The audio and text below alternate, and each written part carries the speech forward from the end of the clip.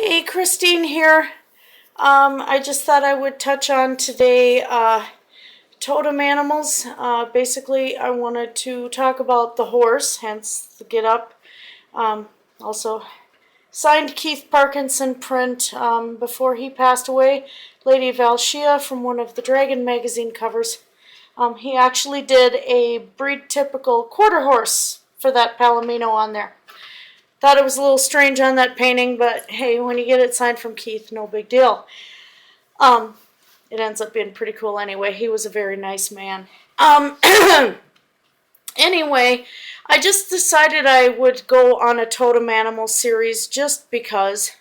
No other reason. I grew up with horses. I was riding before I was born. My mother was pregnant with me and bucking them out, you name it. This was back in the 60s. I was born in 67. And, she rode cross country with my father. There was always Native American friends over, various horse jockeys that buy and resell horses and make profits. Most of them, sadly, went back to slaughter those days.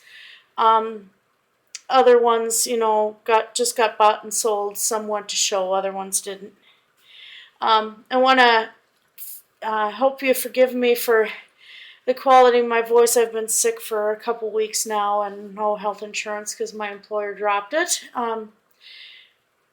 partly due to the Affordable Care Act and the government providing loopholes for employers to do that. So I have no health insurance, and yeah, it has not been fun. So the reason I'm sure there's a lot of people that talk about totem animals out there, and I just decided on each video I would cover one at a time.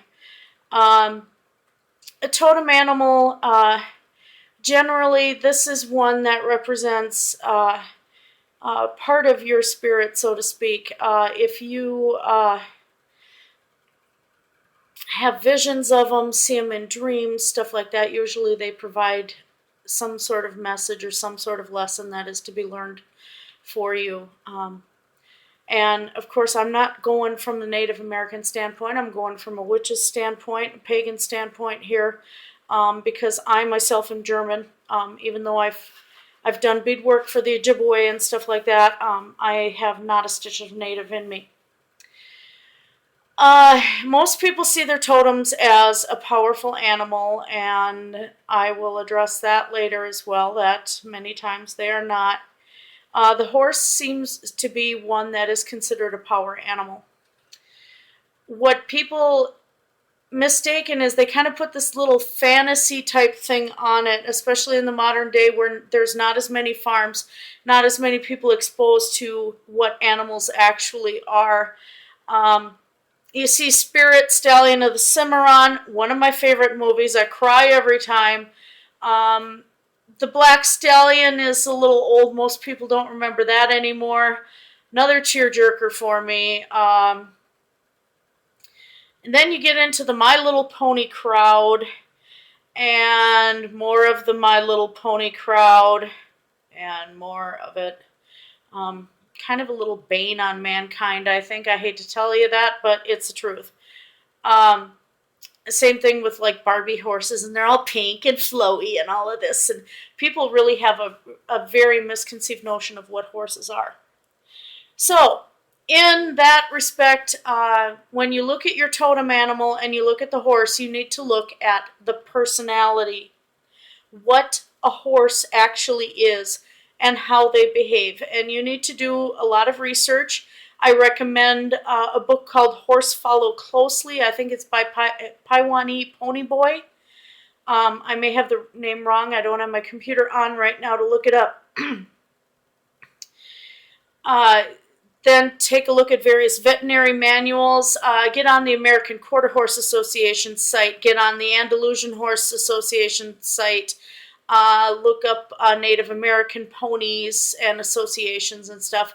And these people, these different breed registries and stuff will send you free information about the specific breeds. And that will kind of help you pinpoint what you're looking at. But overall, when you look at your totem animal, you need to take a look at the animal itself, the physical structure, the behavior, the mentality, the ability to learn. Have they been manipulated by mankind? If you're seeing your totem animal as one of the cave paintings of the horses back from the caves in France, back when humanity first started doing that, putting our markings on the walls, and that horse was unaltered. At that point, we had not gotten into domesticating and selective breeding. If you're seeing a more modern horse, then that one has been altered. So, lessons from the horse. First one is that, yes, they have been altered by mankind. That means that you have to realize that your environment, your upbringing, your life in general alters who you are. You are a being of this planet, and mankind has messed with everything, and that includes how you were brought up. So you have to keep that aspect in mind. A horse is a power symbol, but there are some weaknesses as well. First off, the strengths. Yes, great speed, but that great speed comes with an endurance that only lasts so long. The foundation of the quarter horse breed was a 1/4 mile sprinter, and they could outdo a thoroughbred so fast, but on the distance they couldn't. In modern day endurance horses can go long distances, but the speed won't be there. The draft horses can do a lot of work, but they don't have speed. So, is the horse you're seeing one that is able to run, or is it the burly workhorse or the war horse, the manifestation of power? Your power horses would be the Andalusian, all the drafts, the Percheron, the Clydesdale, the Frisian, the Lipizzaner. A lot of these carried either the heavy knights or were trained in battle. If you watch Lipizzaners on YouTube and see the airs above the ground, those were war moves. That animal was a weapon and an extension of its rider. So a horse can be highly intelligent. They are very instinctive. And when you see one, you have to take a look at what your instinct in the situation is telling you. But instinct can also be wrong. A horse does not think things through. They're not a human being. They do not have a human brain. Their brain, they have the two halves. But because of the weirdness in the connection between the two halves of the brain, and the fact that the eyes are on the side of the head, which, yes, they can see 360 degrees and they can turn and everything. But when you train a horse, you have to train first one side to teach this side of the brain. Then you have to train this side to teach this side of the brain. And they have to be double taught. So when we're training, we're going and we work one side of the horse and then we work the other. And that's not just because of the muscling, that is also to get it set into the brain. So a horse has that little issue. They're very, learning is hard. And you might want to take away the fact that when you see the horse, and yes, learning is hard, it's also easier for a horse to learn bad habits over good ones. Now, so you need to keep that in mind. Are you picking up a bad habit? Are you seeing this in a dream because you may have a bad habit that you're needing to get rid of? They can get set into bad habits very, very easily. Horses are social. They are herd animals. If you're seeing one, are you being alone at this time might not be the best thing for you. Horses can be very, very, very loyal. I've seen over the years the most amazing loyalty.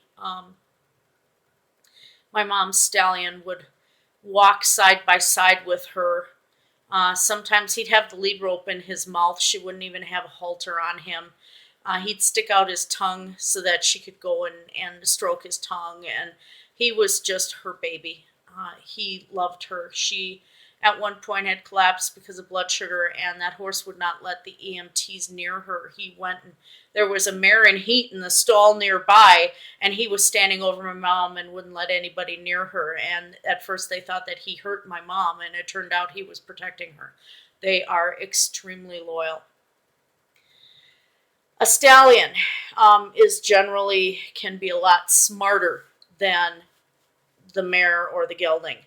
And because they think of protecting the herd and breeding and maintaining their mares and maintaining their foals and keeping away any intruders, you can watch videos on the Mustangs on YouTube and stuff, and you will see this protective behavior. There's a video of a Mustang stud that rescued a foal out of the water, out of a river. Because of that, they can also be somewhat dangerous. So if you're seeing a stud horse, not only are you looking at the virile male aspect of it, but also think that the brain on a stallion thinks a little bit differently. And they can be a protective horse, they can be a fighter. To their enemies, they can be extremely dangerous. A horse is also strength, but they are not a strength that is unfailing. Because of breeding, a lot of times, because they've gone from being a multi-toed animal, they evolved into just the one toe. I almost did that one. They evolved into standing on one toe. So as you can see, when you push down your finger like that, how the finger kind of bends. Well, that's what the shape of the hoof, the leg does, is you will have a little bit of a bend in the leg. This ankle in here, if you have too much muscling and not enough strength in the bone in the legs, you will have breakage, navicular, all sorts of other things that can go wrong with that hoof. And the hoofs themselves can be very delicate. Depending on stalling situations, you can get thrush. If they get a wound in the foot, it can rot all the way up the leg and kill the animal once gangrene sets in. Stuff like that. So despite how strong they look, that is a very delicate foundation. And you have to keep in mind that even though you have some strength to you, if you see this animal, what foundation is your strength built on? And is it going to stand up to the times that are coming? Horses also can spook easily. Anybody who's ridden one and had the joy of the styrofoam coffee cup flying across and you end up almost airborne, or the whole horse is airborne, you know what I'm talking about. Because of the way their vision works and their brain works, they spook. They can be very shy, and definitely it's easy for them to just see something and go absolutely crazy. This is pretty much standard with any animal. Regardless how calm they are, they're going to have times where they spook and you're wondering what the heck just happened. So when you see the horse, do you have a little bit of maybe perhaps not necessarily a flighty nature, but easily agitated, easily worried? Another thing to keep in mind with the horse totem. And, oh man, where was I going with it? Yeah, so that one is always, the airborne one is a really entertaining experience. Then, hold it, I'm just at a brain fart. I think that's probably as far as I might go with that, because I just completely and utterly lost it. But that is something to really, those are things to just kind of keep in mind. When you see a totem animal, research the behavior and research what that animal is, and that will tell you more about why you're seeing the animal and what lessons you have to take away from it. If you're looking at a real horse as a pet, they are not pets. They are dangerous. They are expensive. Because of the lack of slaughterhouses in the United States currently, to be able to put one down is very, very expensive. There have been several cases on the news, like one guy had like 80 horses on 10 acres. And I had been there actually, and all of them were starved and stunted, and he was giving them a flake of hay from a square bale a day, which is not much. And that's all the food they got. And your bathroom's probably bigger in the than the pens they were standing in. It would have costed him almost $2,000 a horse to put them down. Now, that's just to put them down. And this was a guy with Alzheimer's and very old himself. So he wasn't able to see what was wrong with the situation, but everybody was yelling at him for mistreating these animals, but they gave him no recourse. When it's that expensive, my mom had to put down my horse last year because he ended up with throat cancer and his throat swelled up like this. It was a lot of money. So you need to keep that in mind. Not just feeding the animal and boarding the animal, and you got to be out there every single day working with that animal. Get them to bond to you. They need time, they need attention, they need proper care. You can't just throw them out in a pasture and expect that they're going to handle it and be just fine, because that's not going to be the case. So that's one thing to keep in mind. Also, I know I subscribe to several atheist channels, and there may be atheists watching this, but I know it's part of the spirituality thing, and if you take a look at maybe not the spiritual aspect, but if you're dreaming about a horse, you know how when you dream, the brain is working through processes and what you may have gone through during the day, which also, if you think that this is a totem animal, it might not be. It might be your brain is just working through whatever went through that day. Still take into account that animal's personality and what they are. And what is your brain trying to tell you? And you might be surprised at the answers if you try to analyze these things when you're awake.